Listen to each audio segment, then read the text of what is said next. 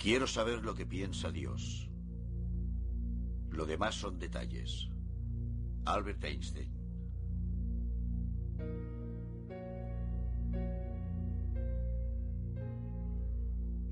A todas las personas de la Tierra, la tripulación del Apolo 8 tiene un mensaje que desea enviarles. Al principio, Dios creó el cielo y la tierra. La tierra no tenía forma, estaba vacía. La oscuridad se cernía sobre las profundidades y el Espíritu de Dios se movía sobre las aguas. Cuando los humanos salieron por vez primera de la órbita de la Tierra, tenían en mente el concepto de Dios. A pesar de los progresos tecnológicos, la noción que les acompañaba tenía siglos de antigüedad. Para todos, no solo para aquellos astronautas en el espacio, era un viaje espiritual. Y Dios llamó al suelo firme tierra. Y Dios vio que era bueno. Cuando aquella noche miré al cielo, me hice las eternas preguntas. ¿Estamos aquí por casualidad? ¿O existe un creador, una fuerza divina?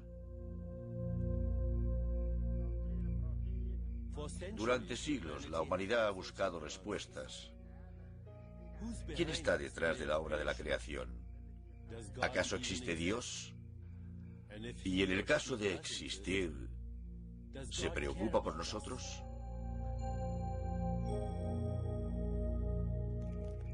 Acompañadme en un viaje en el que exploraremos estas preguntas. Este es el viaje del alma hacia el misterio de los misterios, la magia y el milagro de la existencia. Acompañadme en un viaje hacia la mente de Dios. Millones de personas creen que nos encontraremos con Dios cara a cara después de morir. Pero en muchas tradiciones espirituales, hasta las orientales, el camino para conocer a Dios se dirige hacia nuestro interior. Esto también es válido para el misticismo cristiano. La Biblia dice: quédate en calma para que sepas que soy Dios.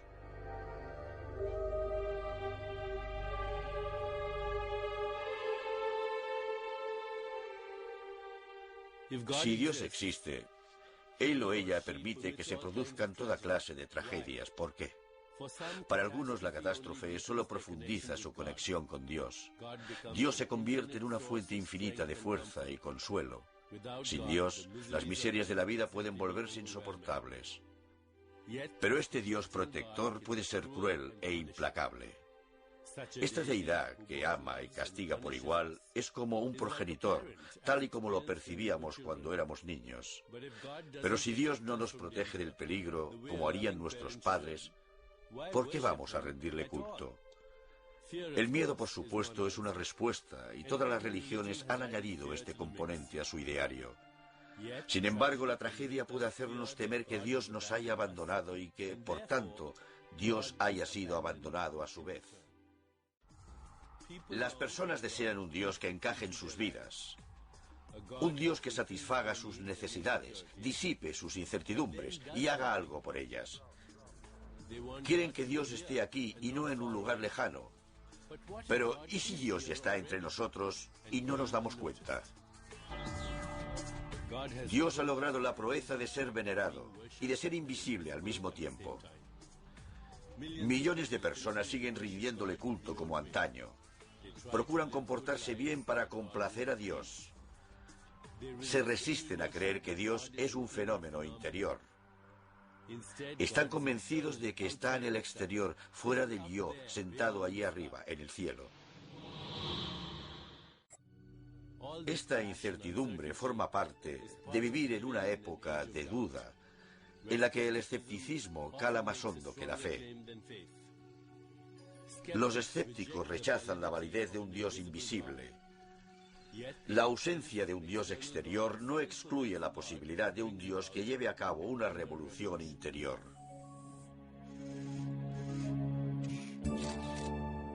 Digamos que es posible conectar con un Dios interior, incluso profundizar la relación y ser uno con Él. Cuando esto sucede, uno tiene la experiencia de Dios. Esta presencia interior también es la creadora del cosmos. Se le llama misticismo. Un ser humano corriente mira hacia su interior y misteriosamente encuentra lo que convierte el caos en estrellas, galaxias y nuestra propia existencia. Aquí la tecnología no nos sirve de ayuda. Dios no es un conjunto de datos. De hecho, el universo entero es tan solo un indicio de la existencia de Dios. La respuesta más legítima a la pregunta ¿existe Dios? Es ¿quién lo pregunta? El espectador se haya incluido en lo que ve. Si lo que contempla es bello, también lo es Dios. ¿Es esto la nebulosa hélice u otra cosa? ¿Mira mi ojo un ojo que me mira?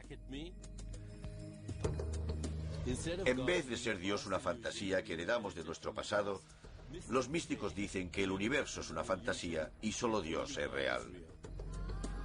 Cuando uno conoce a Dios, puede superar el miedo a morir, reafirmar la existencia del alma y darle un significado absoluto a su vida.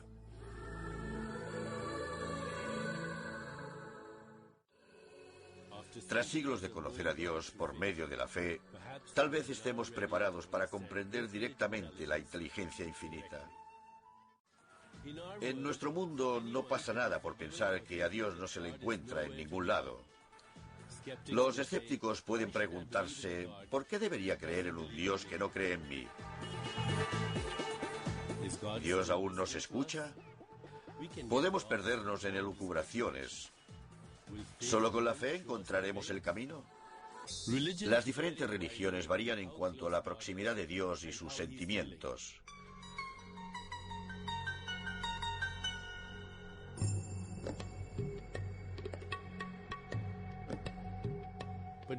Pero la mayoría de tradiciones espirituales aseguran que Dios obra milagros. Él es la fuente del amor. La belleza y la verdad son hijas de Dios. Ello hace de Él un elemento muy presente. Desde los inicios de la religión en Occidente, era obvio que Dios tenía algún tipo de presencia, lo que era conocido en hebreo como Shejiná, la luz. La Shejiná se plasmaba en el halo que rodeaba a los ángeles y en la alegría que irradiaba la cara de un santo o un salvador. Si Dios tiene presencia, puede experimentarse. Esto es un punto clave, porque en los demás aspectos Dios es invisible e inalcanzable. Pero, ¿qué podría hacernos confiar en un ser espiritual benévolo cuando durante miles de años se ha derramado tanta sangre en nombre de la religión?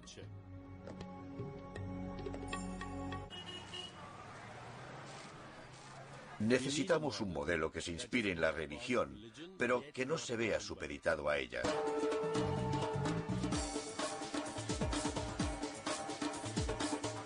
El deseo humano de comprender un orden divino del universo comenzó hace mucho tiempo con la mitología.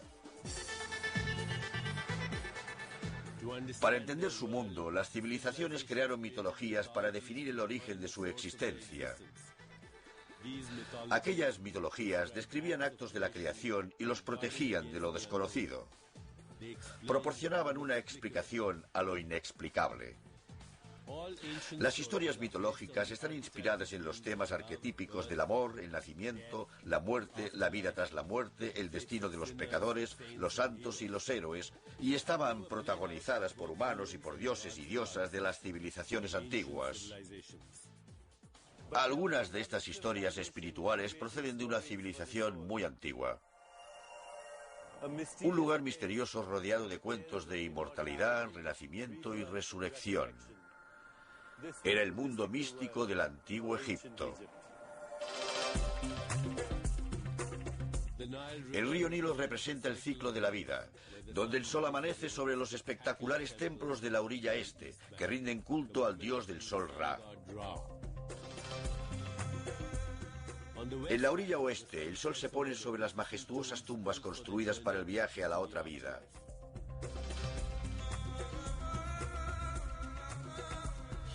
Aquí descubrí un mundo espiritual de seres legendarios. Una de las tres figuras más importantes de la mitología egipcia es Isis, la diosa que representa la fertilidad y la magia. Su marido Osiris fue asesinado y desmembrado en 14 pedazos que fueron esparcidos por todo Egipto. Los poderosos conjuros de Isis resucitaron a Osiris al reconstruir su cuerpo. Osiris se convirtió en el dios del submundo y el juez de las almas humanas tras la muerte. Un tercer dios es Horus, hijo de Isis y Osiris. A Horus se le representa mediante un dios halcón que gobernaba los cielos. Así, en los inicios de la historia, el enjuiciamiento, la resurrección y la reencarnación penetraron en el pensamiento occidental. En el antiguo Egipto, la vida tras la muerte parecía más real que la terrenal. Prepararse para aquella vida lo era todo. Los faraones estaban convencidos de que el alma que no cree en la muerte nunca muere. Hoy los psicólogos siguen observando esta necesidad de inmortalidad. Afirman que la utilizamos para protegernos del hecho ineludible de que un día moriremos. Todos conocemos las adicciones del dinero, el poder y la lujuria. Son necesidades que satisfacen al ego. ¿Cumple la búsqueda de la inmortalidad la misma función a un nivel más desesperado? La inmortalidad proporciona al ego una dosis eterna de autoestima y amor incondicional, por no hablar de la superación del miedo a la muerte. Pero si este era el sueño fundamental del ego, no ha funcionado, porque sobre él planea la certeza de que la vida tiene fin. Porque vivir en el mundo material hace innegable el hecho de morir. Pero, ¿y si lo contrario fuera cierto? ¿Y si sentirse inmortales y no vulnerables a la muerte es lo más real que hay en nosotros? ¿Y si, al morir, no es el alma la que abandona el cuerpo, sino el cuerpo el que abandona el alma? Porque en realidad no estamos en el mundo. El mundo está en nosotros, no estamos en el cuerpo. El cuerpo está en nosotros. No estamos en la mente está en nosotros. Todo sucede en el alma, el único componente que es real. En silencio, pasando casi desapercibida, el alma está embarcada en un viaje por el mundo intangible de la eternidad, donde la muerte no existe. El alma es nuestra conexión con la inmortalidad. Según la religión en Egipto, cuando el alma humana abandonaba este mundo, se llevaba consigo todas sus pertenencias al otro mundo.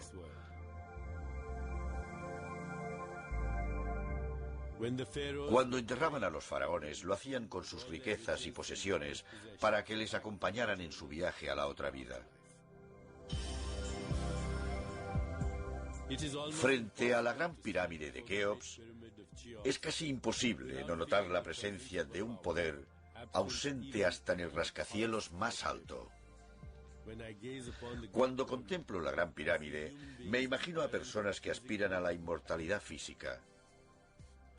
Me atrevo a afirmar que los maestros sagrados, cualquiera que fuera su religión, trataron de ser bastante específicos.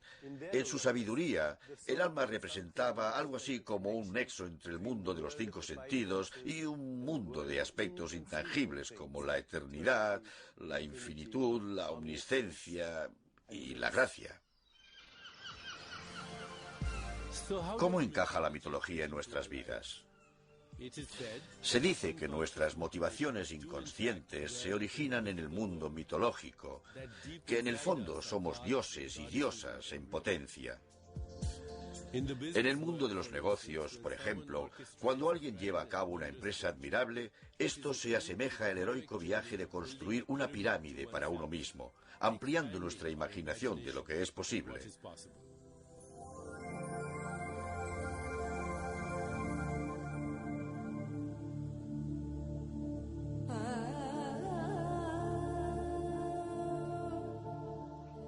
En la India, la mitología ilustra cómo Dios se manifiesta en todo lo humano, animal y mineral.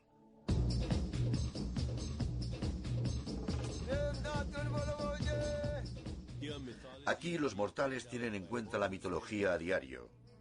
Se rinde culto a los dioses y las diosas en las calles de los pueblos y las ciudades. Se les venera en taxis, motos y bicirrickshaws. Se les encuentra en todas partes por una razón sorprendente, porque encarnan distintos estados de la conciencia. Encarnan todos los estados del ser a los que aspiran los indios. Un dios es un yo disfrazado. En la tradición hindú, la búsqueda espiritual comienza por la introspección y acaba al alcanzarse la verdadera iluminación. Hay una plegaria para la iluminación que dice: guíanos de la oscuridad a la luz, de la ignorancia a la verdad y de la muerte a la eternidad. La oración.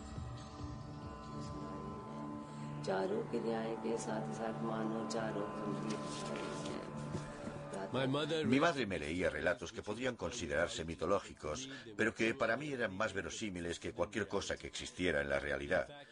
De hecho, aquellos relatos me inspiraron a hacer todo lo que he hecho hasta hoy. Me abstraían de lo mundano a lo mágico, donde todo era posible.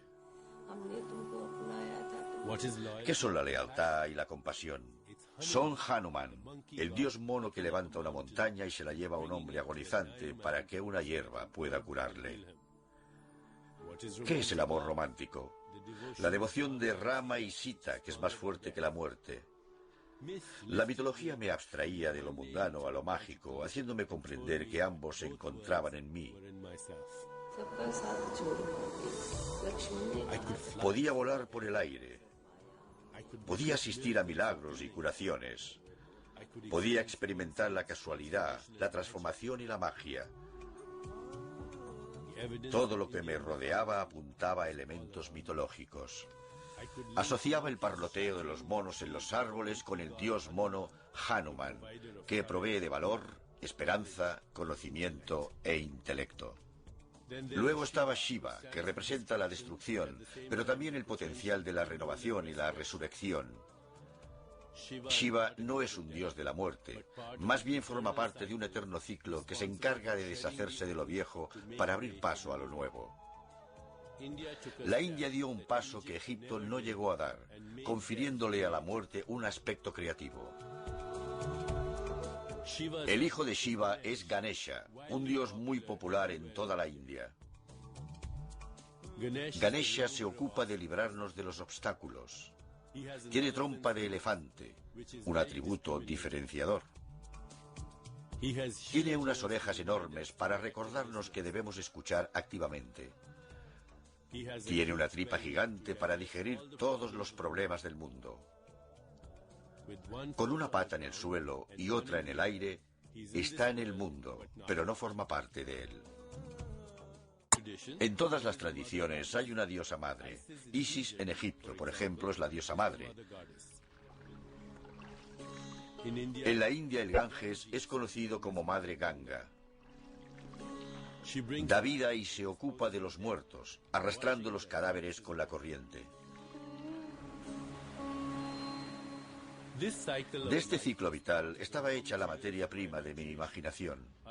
Finalmente, los mitos pasaron a formar parte de mi espíritu, mi psique y mi alma, permitiéndome hacer cosas que jamás había soñado.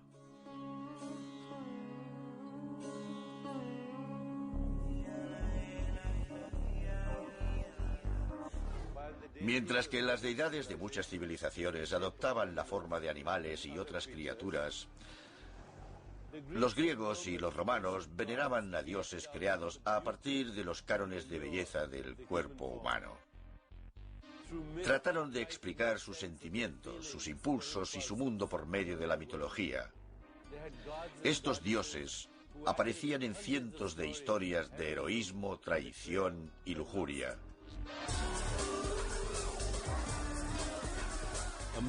Entre ellos se encontraba Afrodita, la diosa del amor y el deseo sexual, Venus para los romanos. Su cometido era hacer el amor e inspirar a los demás a hacerlo. Mercurio, el mensajero de los dioses, Hermes para los griegos, era el dios de los juegos y los negocios. Marte era el dios romano de la guerra, propenso a la ira, la venganza y el afán de violencia. Y Zeus, el dios supremo de los griegos, el que detentaba la moral, recompensaba el bien y castigaba el mal, mientras se permitía a ambos a su capricho. Protagonizaban historias de amor, esperanza y miedo.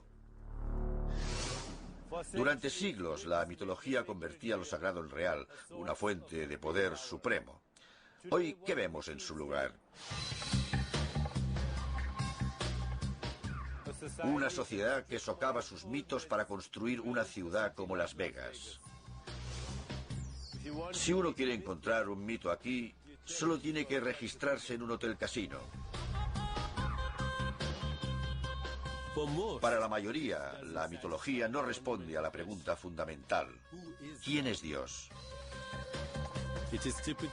Lo normal de la vida moderna es dejar a un lado la mitología y creer que todo lo que sucede en la naturaleza es casual, caótico y aleatorio. Los antiguos mitos pueden ser reemplazados por una nueva espiritualidad, en la que la unión con Dios es su mayor atracción. En esta imagen de Dios, la divinidad llega a nosotros a través de nuestros pensamientos y sentimientos. La imagen de Dios, como un patriarca de barba blanca sentado en su trono en el cielo, es muy limitada. Ya no imaginamos a Dios a nuestra semejanza. Lo que imaginamos es la infinitud. Conocer la infinitud es la conciencia de la unión, donde no se nos puede diferenciar de Dios. Es como si pudiéramos ver una película, aparecer en ella y ser la película al mismo tiempo. Si preguntamos ¿quién es Dios y quién eres tú?, solo hay una respuesta: soy yo. En la mitología, los lugares sagrados nos transmiten que somos criaturas maravillosas que deberíamos estar haciendo cosas maravillosas. Lo podemos ver en el Centro Espacial Kennedy, donde hay un cohete de dimensiones abrumadoras. Pero el cohete también es una idea, la idea de que descubriremos nuestros orígenes y nuestra familia cósmica.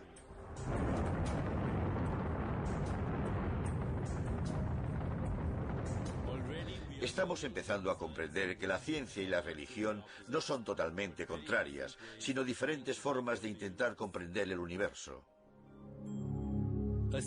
Una sola bacteria descubierta en el espacio puede hacernos revisar el origen de la vida. La aventura espacial también responde a nuestra necesidad de saber que seguimos siendo sagrados.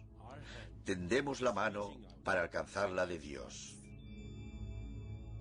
Este juego de luces es un indicio del Big Bang, un fenómeno de gran precisión que, de haber variado el equilibrio entre las fuerzas básicas de la naturaleza, aunque fuera por una millonésima de grado, no existirían las estrellas, ni las galaxias, ni ninguna de las formas exquisitas de la vida. ¿Cómo no podemos reconocer la inteligencia que hubo detrás de esa precisión? La nave Voyager sacó una fotografía de donde procedía al salir del sistema solar en un viaje que quizá dure más que la propia Tierra. Hoy hemos llegado al espacio exterior. Solo falta que alguien pueda escucharnos. Nada hay más fascinante que ver cómo los límites de la ciencia se difuminan en lo espiritual. Pero, ¿puede la ciencia satisfacer los requisitos de objetividad cuando se trata de Dios? Contemplar la creación ya demuestra la existencia de Dios. Para Albert Einstein podemos saber lo que piensa Dios estudiando el universo, no como una entidad, sino como un conjunto de leyes y principios. Einstein transformó el tiempo y el espacio en entidades fluidas, y una vez esto fue así, el tiempo podía ir hacia atrás, congelarse o desaparecer del todo. Si es así como piensa Dios, entonces todos los objetos del universo, estrellas, átomos, vosotros y yo, somos la manifestación de los pensamientos de Dios. Uno solo puede llegar a saber lo que piensa Dios si se convierte en Dios. Algunos científicos creen que estamos más cerca que nunca de la teoría del todo, o TDT, como la llaman los físicos. La TDT explicará el origen del universo y el fin de los tiempos. Para un materialista, es la teoría máxima con que la física podría explicar el misterio de la creación. Pero, ¿hay cabida para Dios en este todo? ¿O echarán al creador de su propia creación? Antes del Big Bang no había nada que pudiéramos percibir, pero ahí residía el potencial de todo. Según los sabios védicos, no se daba ni la existencia ni la no existencia, puesto que estos términos solo se aplican a entidades que tienen un principio, una parte central y un fin. Los físicos suelen referirse a este estado como una singularidad. El espacio, el tiempo y el universo material entero se reducían a un punto.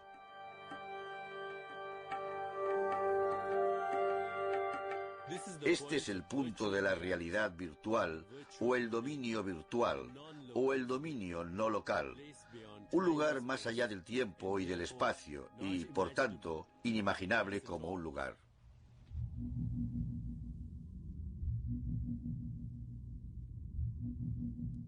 Al principio existía la palabra. Antes de que existieran el tiempo y el espacio, había una débil vibración fuera del cosmos. Y la palabra era Dios. Esta vibración lo contenía todo. Todos los universos, todos los sucesos, todo el tiempo y el espacio. Al principio existía la palabra, y la palabra era Dios.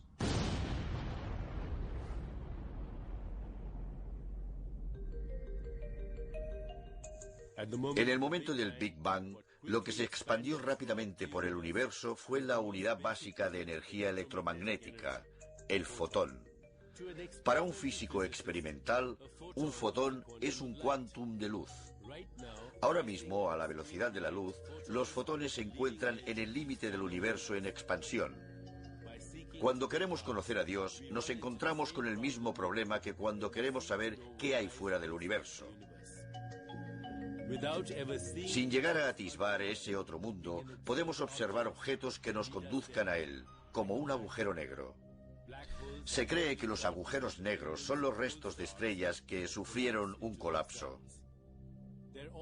Su gran concentración de masa genera un campo gravitatorio tal que rompe la continuidad del espacio, dando lugar a una ventana en el límite de la infinitud. Ni la luz puede escapar a esta fuerza gravitatoria. Lo que queda es solo oscuridad. Cuando los fotones de luz y cualquier otra forma de energía son absorbidos por un agujero negro, desaparecen de nuestro universo. Esto significa que van a alguna parte. Por tanto, podrían volver a nosotros por medio de agujeros blancos, una obra de la creación al igual que el Big Bang. Pero no conocemos a Dios hasta ese punto. Hay otras dimensiones que existen fuera del cosmos, pero tampoco tenemos acceso a sus leyes, porque de intentarlo tendríamos que renunciar a las nuestras. Por esta razón, el cuerpo y la mente no sobrevivirían si pasáramos por un agujero negro o viajáramos a mayor velocidad que la luz. Si intentáramos atravesar uno, no podríamos. El tiempo se ralentiza, la masa aumenta y el espacio se curva.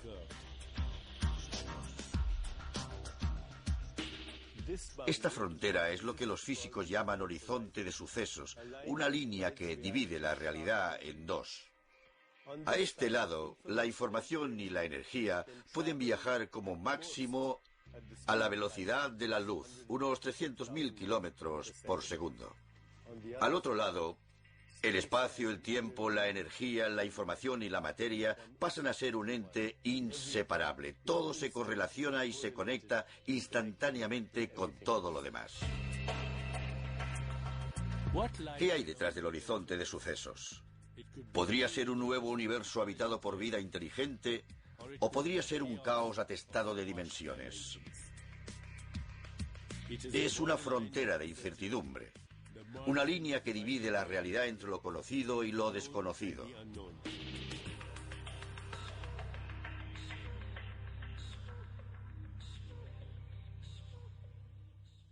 Incluso el cerebro humano tiene su propio horizonte de sucesos. Es el límite hasta que los fotones se organizan en forma de pensamientos. Debemos cruzar al otro lado para encontrar a Dios.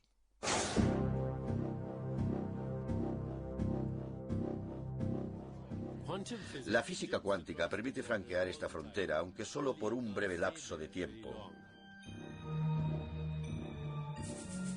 Cuando un acelerador de partículas bombardea dos átomos, haciendo que una partícula subatómica salte de su lugar durante unas millonésimas de segundo, se ha cruzado el horizonte de sucesos.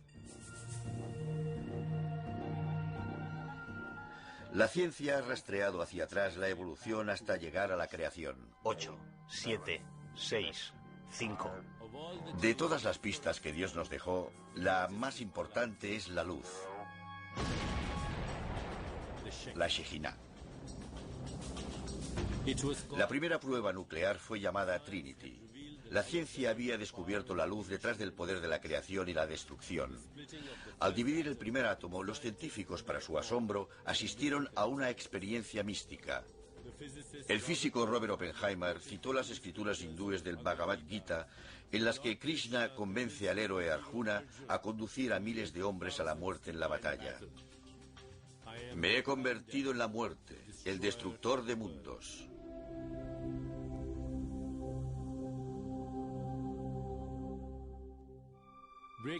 Atravesar la barrera de la materialidad era irreversible. De hecho, vosotros y yo estamos ahí ahora. Cuando la física adquirió nuevas dimensiones, nosotros también. Las implicaciones son ineludibles. Nos vemos cada vez más cerca del dominio de Dios. Su territorio exclusivo, lleno de potencial infinito para crear universos, ha sido cruzado por nuestras mentes. ¿Dónde encontramos a Dios? Dios se encuentra en la luz. La belleza de Desert Rock es luz diáfana. Un impulso de amor es luz tierna. La transmisión de una neurona en el cerebro es una ráfaga instantánea de luz invisible. Por desiguales que parezcan en esencia, todas las cosas se derivan de la misma materia primigenia. Nuestra visión no puede organizarse si no es en torno a la luz. Las mismas respuestas del cerebro que nos permiten ver un árbol como un árbol en vez de un enjambre espectral de átomos, también nos permiten experimentar a Dios. Afortunadamente, las cosas más sólidas y fiables de la existencia participan del misterio de Dios. Si creéis en una piedra, es que creéis en Dios. El mundo material está lleno de objetos familiares que podemos ver, sentir, tocar, saborear y oler.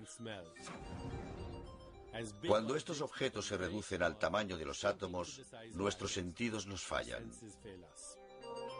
Surge un nuevo nivel de la realidad.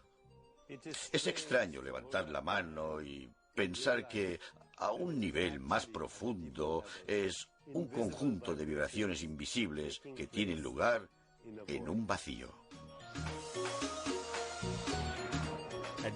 A nivel atómico, todos los objetos son en un 99,99% espacio vacío.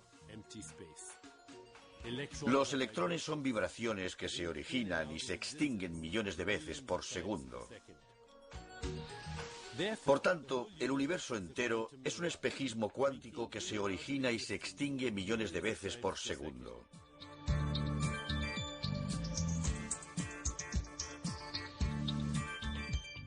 Los flashes cuánticos van tan rápido que no podemos observarlos, por lo que el cerebro utiliza una artimaña y ve objetos sólidos que son continuos en el tiempo y el espacio. El espectáculo de luces cuánticas abarca nuestro cuerpo, nuestros pensamientos y deseos y los sucesos en los que participamos.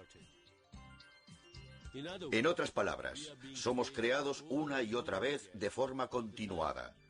El Génesis no tuvo lugar solo una vez. El Génesis se da ahora.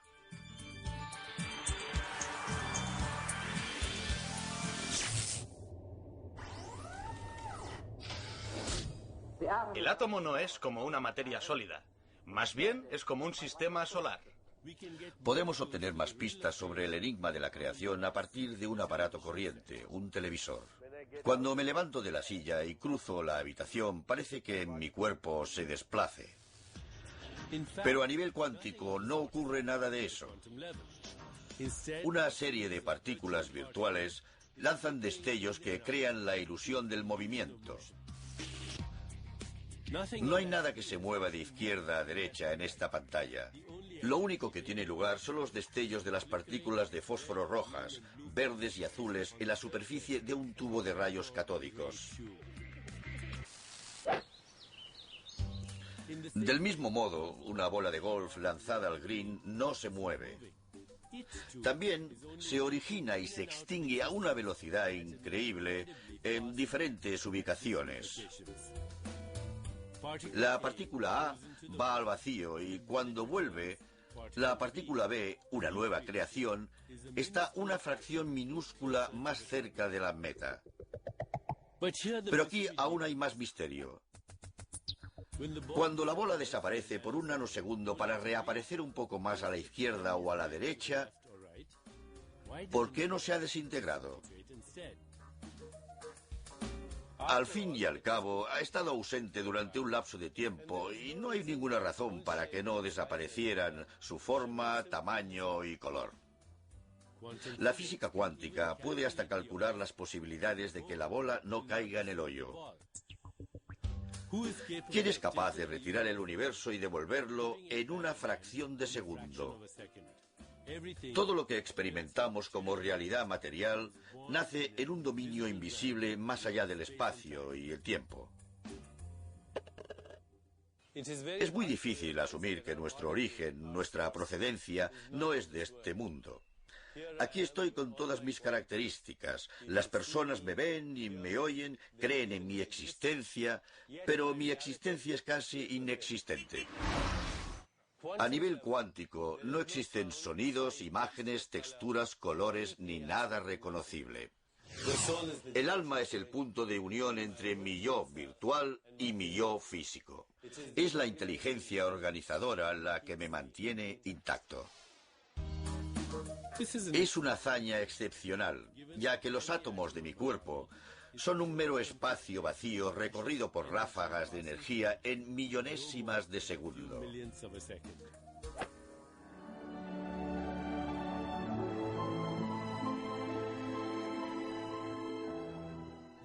Este es el poder de la creación, una fuerza que juega con nuestra existencia en un abrir y cerrar de ojos, donde el polvo crea estrellas, las estrellas se convierten en mundos y los mundos dan lugar a la materia orgánica del ADN.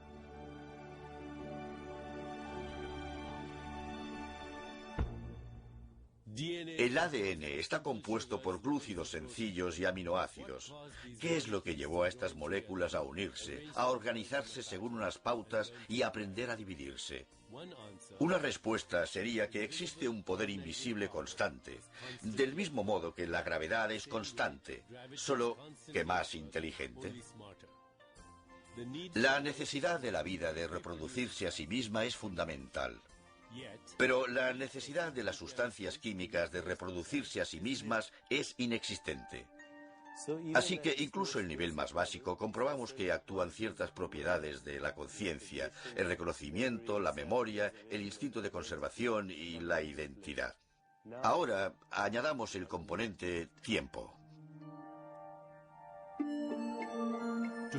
Para dar lugar a un bebé, una sola célula fecundada debe ser un as de la planificación. Los órganos del cuerpo existen de modo germinal en una única hebra del ADN. Pero para formarse correctamente deben hacerlo cuando les llegue su turno. Una célula madre destinada a ser una célula cerebral de algún modo sabe qué va a ser de antemano. Descubre que es no a nivel químico, sino a nivel de la conciencia. El ADN es materia. Para que un niño pierda sus dientes de leche y los sustituya por los definitivos, el ADN debe saber mucho del paso del tiempo. Cuando estábamos en el útero de la madre, ya sabía lo que nos pasaría. Todas las civilizaciones evolucionan continuamente. Hasta la muerte podría estar codificada en las células embrionarias.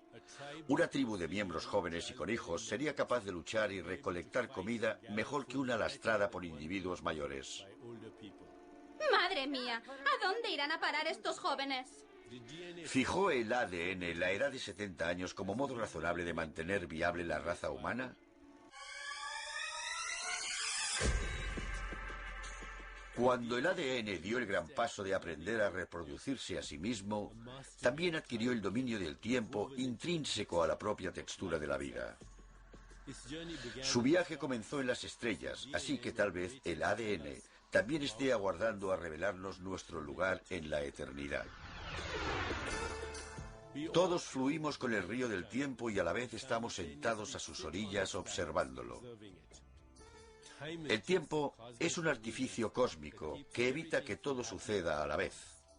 En otras palabras, en este instante, mientras vosotros me observáis y yo sé que existís, el universo entero llega a un punto, como una lente gigante que concentrara la energía solar en un punto. Ha hecho falta toda la creación para llegar hasta este punto y todos los momentos. El tiempo capta nuestra atención y nos arrastra hasta su red.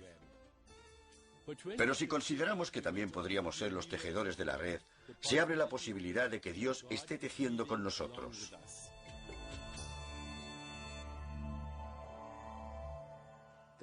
La planificación del ADN es uno de los secretos de la evolución de la mente humana. La mente interpreta el mundo y lo dota de significado. Si tengo una imagen mental de una puesta de sol, ¿me la ha proporcionado el cerebro? A nivel cuántico, el cerebro, una masa oscura y semifluida de agua y proteínas, moldea fotones virtuales en forma de patrones. No hay una imagen de una puesta de sol en esa oscuridad. Hace falta la mente para interpretar patrones químicos y eléctricos como la realidad. Nuestra búsqueda de Dios es un ejercicio mental.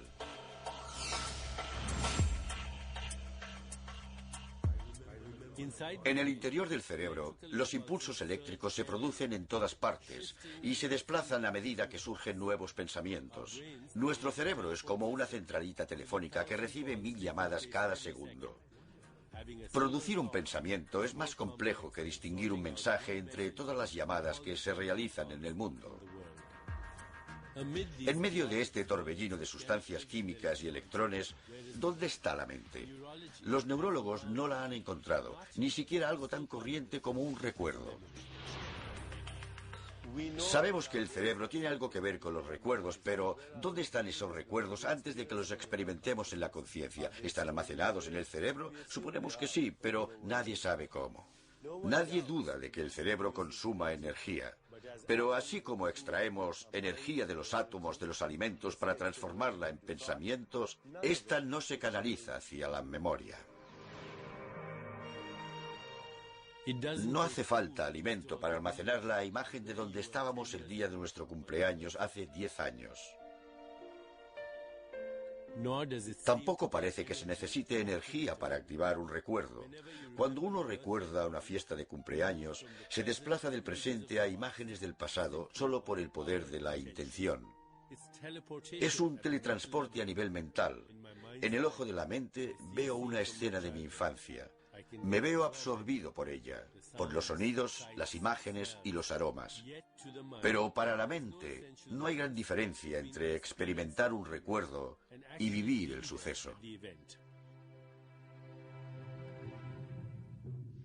¿En qué parte del cerebro podemos encontrar la creatividad, el conocimiento, la toma de decisiones, la inspiración, la intuición, la comprensión, la imaginación o el espíritu? El cerebro no puede crear las cualidades que nos hacen más humanos. Recordad que una neurona está compuesta por moléculas que no son sólidas, sino que son patrones de energía invisible con la apariencia de partículas. Si profundizamos aún más, estos patrones desaparecen, la energía se desvanece en forma de vibraciones espectrales hasta desembocar en la nada. ¿Puede almacenarse la memoria en la nada? La respuesta es sí. Y la nada, el vacío entre la materia, es el mejor lugar para tal fin, ya que este mismo vacío es el que crea todos los patrones y el orden en el cosmos. Afortunadamente para nuestros cerebros, son receptores increíblemente sensibles de la información procedente del vacío cuántico. El cerebro proporciona algo más que cordura y un sentido a las cosas, nos proporciona todo un mundo. Presidiendo este mundo que hemos creado, hay un Dios que lo abarca todo. La mente no se halla delimitada por el tiempo y el espacio. Cada punto del vacío contiene el todo. El espacio sináptico entre dos terminaciones nerviosas en el cerebro encierran el potencial de toda la experiencia. Como dijera un neurólogo visionario, Dios está en la sinapsis. Sin la mente humana, solo habría una sopa cuántica, millones de impresiones sensoriales aleatorias. La genialidad creativa produce obras maestras al abrir la mente a regiones de la conciencia desconocidas en la vida cotidiana. Mozart compuso una sinfonía a los 9 años y su primera ópera a los 12. Un prodigio no sale de la nada. Se forma a partir de una inteligencia invisible que ha acelerado el proceso de aprendizaje más rápido de lo normal.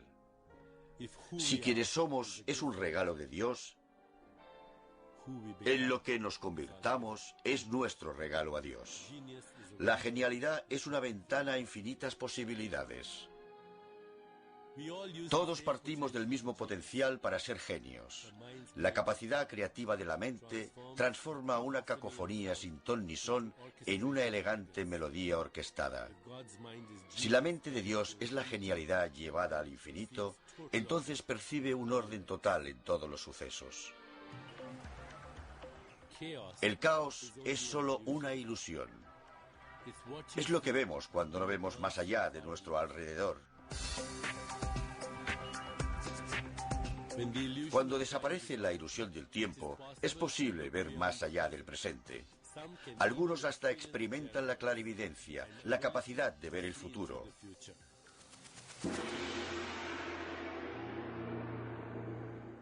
El clarividente penetra en una realidad que aún no se ha manifestado. ¿Qué es lo que permite que un bombardeo interno de neuronas coincida con sucesos externos que no han tenido lugar aún? No hay acontecimientos definidos en el tiempo.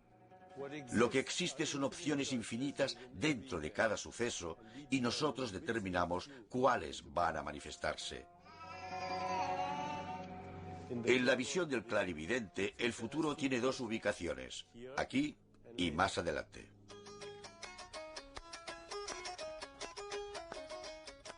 Los grandes sabios y profetas viven en esta conciencia expandida donde no existen el pasado, el presente ni el futuro, y todo está conectado. Son como hebras de ADN de toda la raza humana, o el tejido conjuntivo en una red de almas. El antiguo observatorio de Jantar Mantar de la India medía las posiciones del Sol, las estrellas y los planetas. Según la astrología hindú Jyotish, la información codificada en la energía tiene su importancia, puesto que afecta a la existencia humana. Jyotish significa luz, y la luz es la portadora de los sucesos en el tiempo.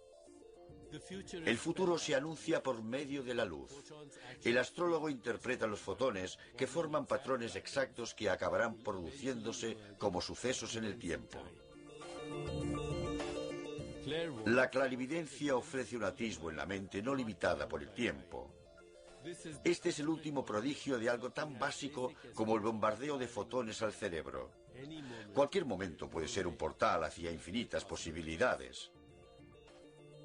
Si todo ocurre por una razón, la clave es averiguar de qué razón se trata. Una pista podría residir en las coincidencias.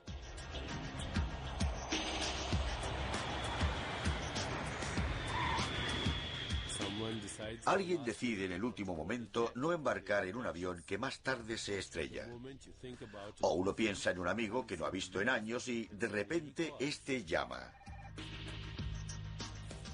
A estas coincidencias significativas se las suele denominar sincronicidades. Cuando el tiempo se rige según un destino, parece que detrás de ello haya una mano invisible. Preguntádselo, si no, a dos desconocidos que se enamoran a primera vista. Yo mismo he experimentado a menudo estas sincronicidades. Un pasajero sentado a mi lado puede ser la voz que necesito oír para solucionar un problema, o la pieza que falta en un rompecabezas que hay que resolver. ¿Está Dios aquí? No hay que ir fuera de uno mismo para encontrar a Dios. Dios está en todas partes, hasta dentro de uno mismo.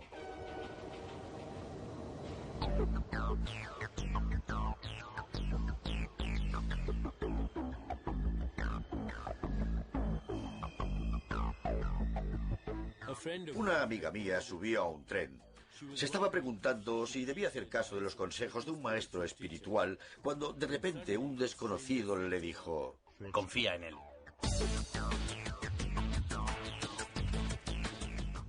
Creo que las coincidencias son mensajes de lo no manifiesto, interrupciones repentinas de la vida superficial por un nivel más profundo. En el plano científico, no obstante, sospecho que nunca se producen coincidencias. En la realidad espiritual, todo ocurre porque hay una intención detrás. Todo en el mundo tiene un significado. Estamos tan habituados a aceptar el mundo tal como es que pasamos por alto nuestro papel creativo en él.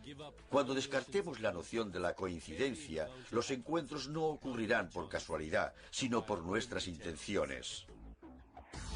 No podemos seguirle la pista a todos, ya que se hallan dispersos en el espacio y el tiempo. Podemos decidir sentirnos conectados y ver cómo los sucesos siguen un patrón. Podemos intentar que todo vaya como debería ir y dejarle en los detalles a Dios. La clave es ceder y observar hasta qué punto el mundo es capaz de organizarse solo. A veces Dios recurre a un milagro. A veces Dios hace que cojamos un avión. Todo es posible. Si me preguntaran por qué deberíamos aspirar a conocer a Dios, mi respuesta sería egoísta. Quiero ser un creador.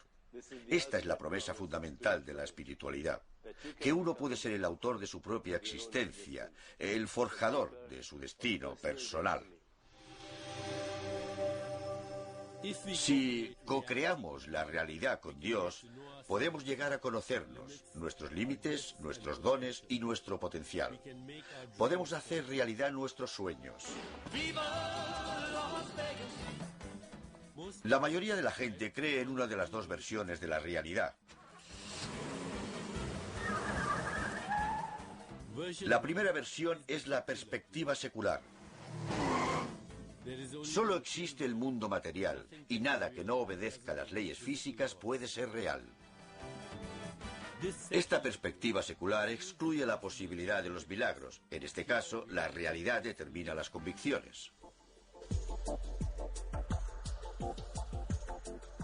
En la segunda versión, la perspectiva espiritual, la creación comienza en la mente antes de que se manifieste en el mundo material. En este caso, las convicciones determinan la realidad. A cada pensamiento, recuerdo o deseo, emprendemos un viaje desde nuestro mundo al de Dios. Esta segunda versión de la realidad permite a Dios interactuar con nosotros. Al fin y al cabo, colaboramos juntos. Una forma de comunicación entre nosotros y Dios es la oración. Para muchos creyentes, la oración es un viaje hacia la conciencia, donde ya no están determinados por los límites del cuerpo. La oración tiene el potencial de alterar sucesos externos, al conectar lo físico con lo metafísico. Para mí, rezar no es místico. Es más bien un experimento espiritual, una forma de asegurarnos de que seguimos siendo sagrados.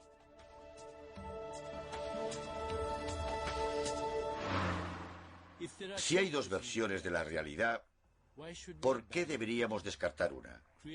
A la creación le trae sin cuidado el prisma con que la miremos. La inteligencia infinita no se va a dejar intimidar por algo tan nimio como la incredulidad. La visión secular y la espiritual son una misma. Conectar con Dios y tener un Cadillac rosa no son incompatibles.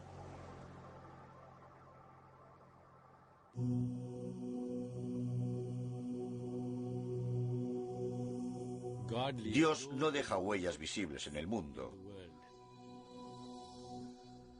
Pero si uno retira las capas de materialidad y se mira, ¿qué ve? El hecho de que pueda ser el rey no describe al verdadero yo.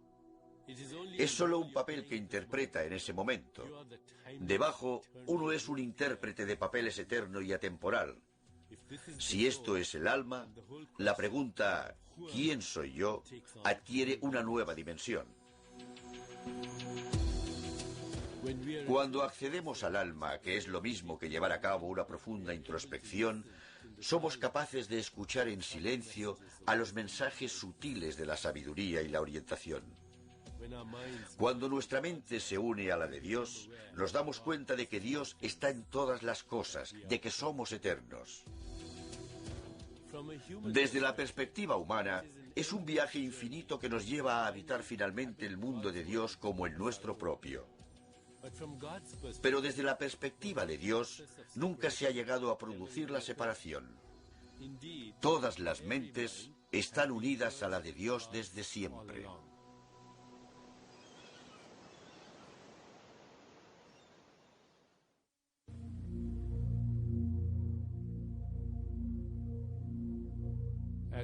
De niño me sentí excluido espiritualmente porque nunca iba a conocer a Buda o Krishna y nunca iba a ver a nadie levantarse de entre los muertos.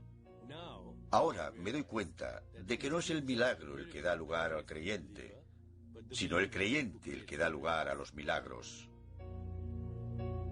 El vacío infinito y la historia de la creación se hallan en todas las células de nuestro cuerpo. El microcosmos replica el macrocosmos, el átomo y el cosmos son uno. Al final, nuestra mente es la mente de Dios y nada más. Los asombrosos sucesos que llamamos milagros nos dan pistas de los entresijos de la inteligencia inefable. Pero también lo hacen los sucesos cotidianos, llegando así a todos. La percibimos cuando un desconocido causa en nosotros una atracción instantánea, cuando miramos a los ojos a un niño y sabemos que nos mira un alma, cuando contemplamos el cielo con una sensación de asombro ante el espacio infinito. Cuando tenemos estas experiencias, interactuamos desde un lugar recóndito. Somos Dios interactuando con Dios. Cuando tengáis un impulso nuevo, un pensamiento alentador, una corazonada que no hayáis seguido con anterioridad, aceptad lo desconocido. Dios habita lo desconocido. Lo desconocido es lo único que se ocupa realmente del destino del alma. Por tanto, habría que venerarlo como se venera lo sagrado.